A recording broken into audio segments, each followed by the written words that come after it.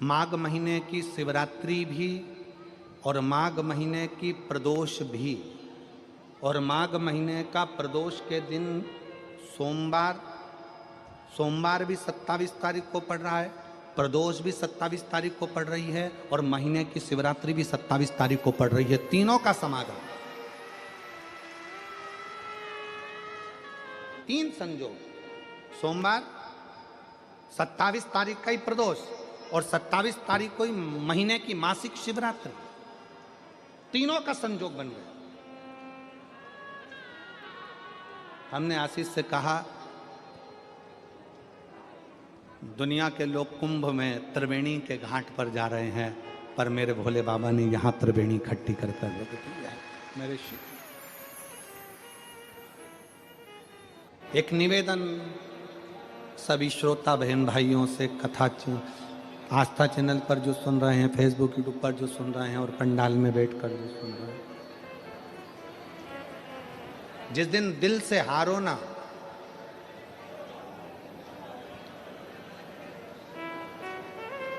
थोड़ी तकलीफों में अगर घिर जाओ, तकलीफें आ जाएं, कष्ट आ जाए, तकलीफें जिस दिन तुम्हारे भीतर बहुत ज्यादा मात्रा में आ जाए, उस दिन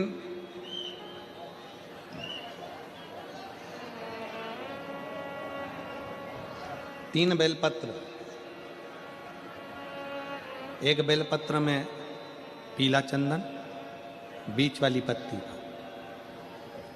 जिस दिन तुम्हें लगे कि मैं बहुत दुखी चल रही हूं और मेरा काम हो ही नहीं रहा, बहुत तकलीफ की जिंदगी चल रही है, कोई हाथ पकड़ने वाला नहीं है, कोई संभालने वाला नहीं है, और बहुत तकलीफ हो रही है, बहुत तकलीफ। उस समय पर एक बेलपत्री के बीच वाली पत्ती पर पीला चंदन, दूसरी पत्ती पर लाल चंदन, और तीसरी पत्ती पर 11 चावल गीले, पानी में उसको थोड़ा सा भिगो लें या धो लें, 11 चावल गीले शिव जी की उस पत्ती पर रखें।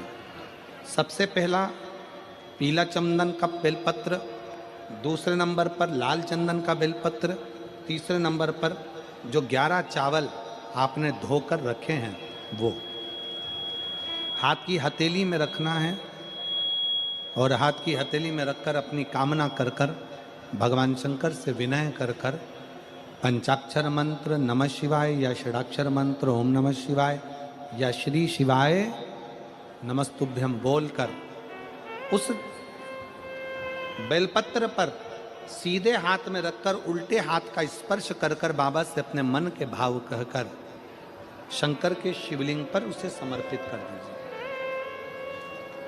एक ही लोटा जल, जहां से जल बहता है अशोक सुंदरी वाली जगह, एक ही लोटा जल, जहां से जल बहता है उस जल बहने वाली जगह पर 3 बार उस जल को अपनी कामना कर कर श्री शिवाय नमस्तुभ्यम या पंचाक्षर मंत्र या षडाक्षर मंत्र बोलकर 3 बार उस स्थान पर गिरा दीजिए। गिराने के बाद में बाबा से विनय कर कर अक्षत वाली जो बेलपत्र है, एक बेलपत्र और एक अक्षत उसमें से अपने लिए लेकर आ जाओ। उसको 2 महीना 3 महीना अपने घर में रखिए। जितना भी दुख है धीरे धीरे बाबा समाप्त कर कर खुशियां घर में लेकर आता ही है। दुख समाप्त होगा, खुशियां घर में आएगी जरूर। ये आज जो शंकर के शिवलिंग की आराधना करेगा, पूजन करेगा, उसके घर में 2 देवियां सदा सदा विराजमान रहेंगी। पहली सरस्वती, दूसरे नंबर पर लक्ष्मी उनके घर में सदा विराजमान। सरस्वती और लक्ष्मी। एक देवी का फूल होता है,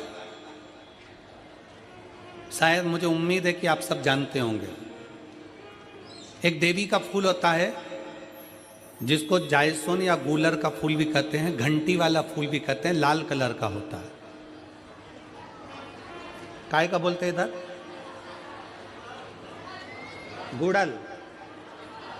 गुड़हल का फूल, जायसवान का फूल लाल कलर का होता है, जिसमें घंटी निकली रहती है एक छोटी सी, उसमें पीले पीले पीले पीले दाने रहते। मान लो कोई बेटा बेटी, कोई लड़का लड़कियां, कोई बेटा बेटी, नवयुवक बच्चे या बहुएं या कोई अन्य व्यक्ति भी कोई कार्य चालू कर रहा है। मान लो कोई कार्य आप चालू कर रहे हैं, एजुकेशन के लिए बढ़ रहे हैं, या आपने कोई लक्ष्य बनाया है कि मुझे इस कंपटीशन एग्जाम में बैठना है, इस कंपटीशन एग्जाम में बैठना है और मेरा इसमें पास होना जरूरी है, और मैं जो चीज पढ़ती हूं ना मैं भूल जाती हूं, मैं अध्ययन करता हूं और भूल जाता हूं।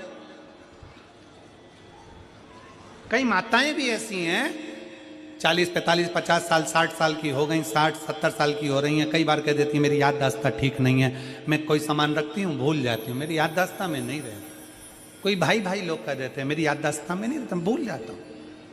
कोई कहकर गया मुझसे बात कर लेना और मैं भूल गया कि मेरे को उससे बात करना था। कई बार मुझे मनी मंजिल तक पहुंचना है। तो शिव महापुराण की कथा कहती है आप अपने परिश्रम को 4 गुना बढ़ाओ, मेहनत 4 गुना करो, पढ़ाई 4 गुना करो, अध्ययन 4 गुना करो, दिन रात एक कर दो। और साथ में जो अशोक सुंदरी की जगह है, ये शिवलिंग समझ लेना जरा, ये जलाधारी पार्वती जी का हस्त कमल, ये शिवलिंग, ये जलाधारी, और यहां से जल बहता है।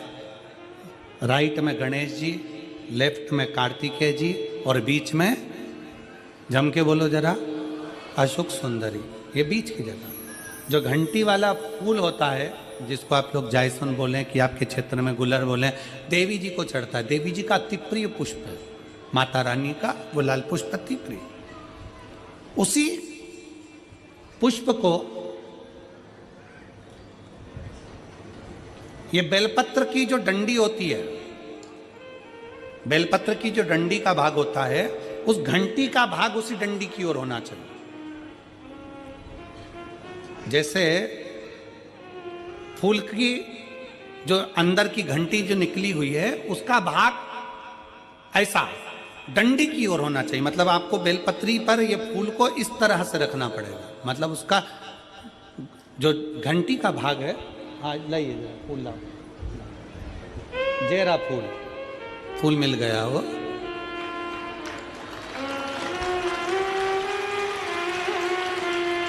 फूल मिल गया। भारत में फूल जल्दी मिल भी जाता है, मिल गया। अब ये फूल और इस फूल की जो घंटी का भाग है वो इस डंडी की ओर हो, हमारे डंडी के साइड। अपनी कामना कर कर, अपना नाम और गोत्र का स्मरण कर कर, शिव जी से अपने मन का भाव बोलकर इस फूल को और इस बेलपत्र को 12 महीने शिवरात्रि पड़ती है। किसी भी शिवरात्रि पर अशोक सुंदरी वाली जगह पर